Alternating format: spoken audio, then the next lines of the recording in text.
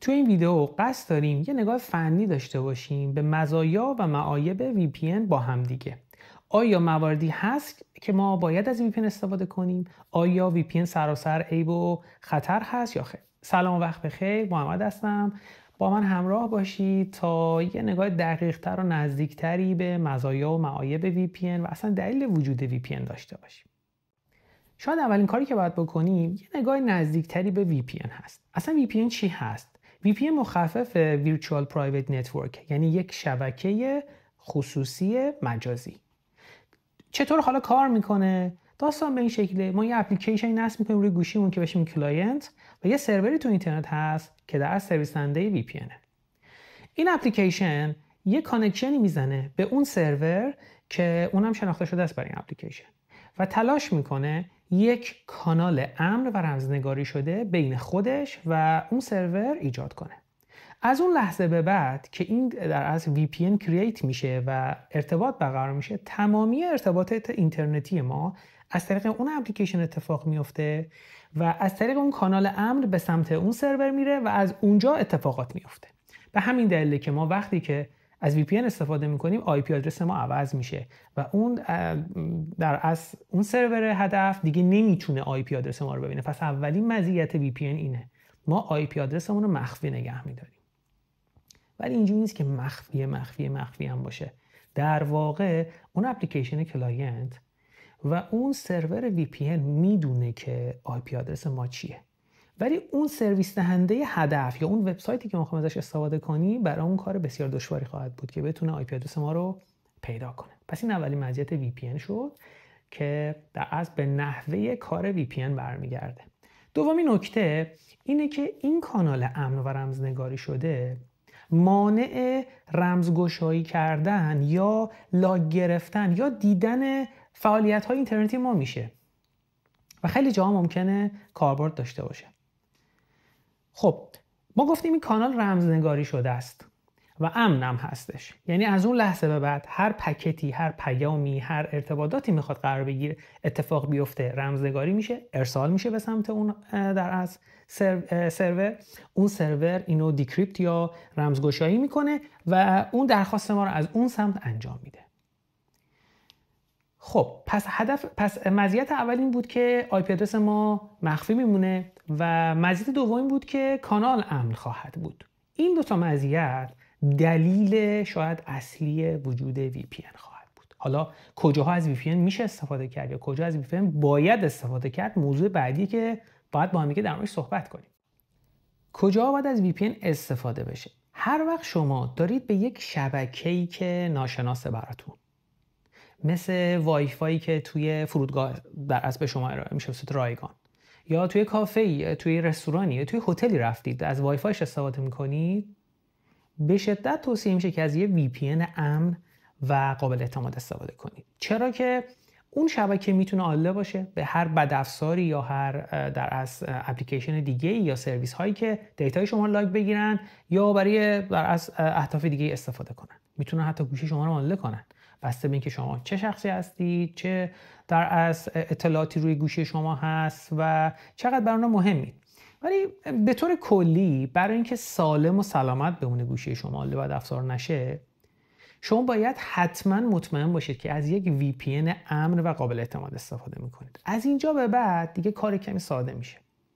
پس توصیه میشه وقتی میرید توی هتلی، وقتی میرید توی یه فرودگاهی، توی یک کافه، رستورانی، یه جایی که از اینترنت اونها میخواین استفاده کنید، حتما از یه دونه VPN استفاده کنید و VPN باید قابل اعتماد باشه. چرا که اگر شما از هر VPN استفاده کنید و اون VPN قابل اعتماد و امن نباشه، به هر حال اونا به راحتی به اطلاعات شما و از فعالیتایی که انجام میدید با خبر خواهند بود. میتونن دیتای شما لاگ بگیرن، حتی شما رو به یک وبسایت فیکی در اصل هدایت کنن. شما مثلا فکر میکنید دارید تو فلان وبسایت لاگین میکنید ولی در اصل اتفاق نیفتاده.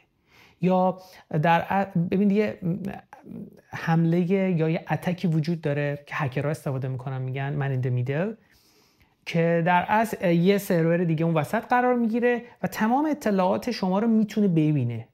حالا یه کمی مثلا شاید پیچیده باشه الان توضیحش و هدف من توی این ویدیو این نبود که این بحثو شاید بازش بکنم، ولی میخوام بگم از VPNی که استفاده میکنید باید مطمئن باشید. حالا چه VPN هایی میتونه مطمئن باشه؟ ببینید خیلی توصیه نمیشه از VPN های رایگان استفاده کنید. اغلب VPN هایی که شما میتونید توی پلی استور گوگل یا پلی استور اپل پیدا کنید، اینا 2 تا نسخه دارن، یا فری ان که رایگانن یا پولی ان. پولی ها که تکلیفشون روشن. اونایی که فری و رایگانن باز بخش قابل توجهیشون از شما درخواست میکنن که یه سری تبلیغات ببینید تا بتونید استفاده بکنیدش، یعنی اونا بیخیال اون درآمدزایی نخواهند شد. گرچه باید بگم یکی از بزرگترین درآمدهای شرکت‌های VPN از فروش اطلاعات کاربراست. چرا؟ به خاطر اینکه اون اطلاعات بسیار زیادی که جمع‌آوری شده میتونه توی تبلیغات، توی محصول سازی، توی خیلی چیزا توسط شرکت‌های تبلیغاتی استفاده بشه. حالا اونا میتونن فقط شاید اطلاعات کلی رو بدن و جزئیات خصوصی کاربر رو در اختیار رو نذارن، ولی این احتمال وجود داره. اگر توجه کرده باشید وقتی از VPN استفاده میکنید، به خصوص رایگانه، یه دونه در از فرم تایید دیگه‌ای به شما نشون میده که میگه از اطلاعات شما چجوری میخواد استفاده کنه و شما مثلا میتونید چک باکس رو تیکشو بزنید، فعال کنید، قبول کنید یا قبول نکنید. و این یکی از مراحل تقریبا میتونم بگم ثابت توی تمامی VPN هایی هست که استفاده. حالا همشون نه، ولی اکثر قریب به اتفاقشون آپشن رو دارن.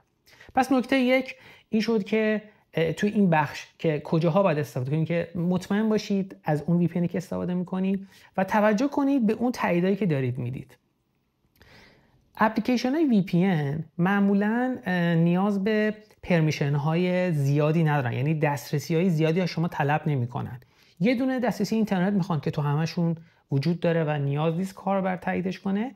اگر دسترسی دیگه‌ای غیر از فعال کردن VPN توی گوشی شما میخوان، اونجا باید تگ کنید. مثلا اگر در مورد میکروفون گوشیتون درخواستی بود، یا دسترسی به فایلای شما، یا حتی دسترسی به عکسای شما، دسترسی به دوربین شما، هر چیزی غیر معمول، حتی مثلا بلوتوث یا حتی وای فای، اینجور دسترسی ها یه اعلام خطره.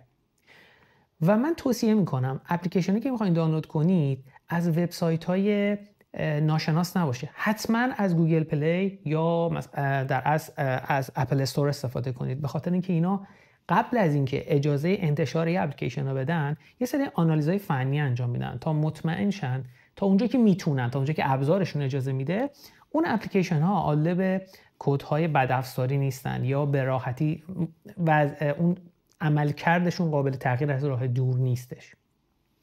این به شما یه لول بیشتری از اطمینان رو میده که این اپلیکیشن رو یه نفری آنالیزش کرده. گرچه همه اینا میتونه بایپاس بشه، مواردی بوده که اونا تونستن از دور بزنن سیستم آنالیز گوگل و اپل، ولی به هر حال خیلی ساده ای نیست و منم اگه موقعی بخوام از یه VPN استفاده میکنم حتما از اپل استور یا گوگل پلی استور استفاده میکنم. من خودم اگر بخوام از یک وای فای ناشناس استفاده کنم، از یه VPN استفاده کنم و VPN رو روشن میکنم. گرچه خب میتونم بگم توی 99% موارد دارم از شاید اینترنت سیم کارتم استفاده میکنم. اینجا یه مورد دیگه ای هم هست که توصیه میشه از VPN استفاده کنید. فرض کنید یه جایی هستید و حتی وای فای شناسه، حالا اصلا ممکنه خونتون نباشه و میخواید به یه سری اطلاعات حساس دسترسی پیدا کنید، مثلا اطلاعات مالی خودتون، یا مثلا میخواید به اطلاعات حساس شرکتتون استفاده کنید. اینجا بهتره یه VPN استفاده کنید. خیلی از شرکت‌های بزرگ دنیا یه VPN دارن که حتی لپتاپ هایی که شرکت‌ها به شما دارن میدن، وقتی میخوان به اطلاعات شرکت دسترسی پیدا کنن، حتما باید VPN شرکت روشن باشه، یعنی یک کانکشن امن، یک کانال امن بین لپتاپ و سرورهای شرکت ایجاد میشه و بعد اتفاقات خواهد افتاد. اینها جز موارد مفید و میتونم بگم سودمند استفاده از VPN. یعنی VPN روی خیلی از لپتاپ های شرکت های بزرگ دنیا نصبه، ولی نه این VPN هایی که حالا شما تو بازار میگیرید. VPN خاص همون شرکتی که خودش تهیه کرده، یه اپلیکیشنیه و بعدش سرورهای خودشن، پس کانال کاملا امنه. خب مزایاشو دیدیم، معایبش هم دیدیم. گفتیم اگر شما نشناسید یا دسترسی های غیر مجاز بدید یا معتبر نباشه، به هر حال احتمال استفاده کردن از اطلاعات شما یا در اصل میتونم بگم دسترسی به کردنشالا و رمزهای شما توی یک سناریوهایی وجود داره. و یه مسئله دیگه که وجود داره اینه که وقتی شما از VPN استفاده میکنید، اطلاعات برای شما به یه نوع دیگه‌ای در اصل اختصاصی میشن.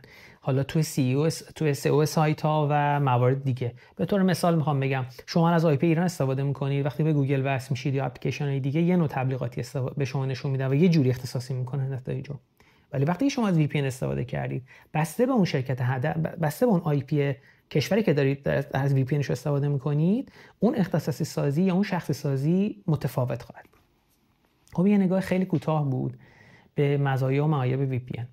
من نمیتونم بگم که VPN استفاده نکنید، چون میدونم مواردی هست که واجب ازش استفاده کرد. ولی تو این شرایط فیلترینگ، حتی اگر شما بخواید استفاده کنید، خیلی مهمه که مطمئن باشید از اون سرویس دهنده VPN. و یه نکته آخری وجود داره که مربوط به شاید کودکان و یه کمی شاید رنج سنی زیر 18 سال هست. ببینید هر کشوری یه سیاست و یه پالیسی داره. تو بعضی از کشورها به طور خاص دسترسی به وبسایت های پورن، وبسایت هایی که محتواهای ناسالم دارن، یه فیلترینگی اعمال شده و این خیلی هم طبیعیه به نظر من.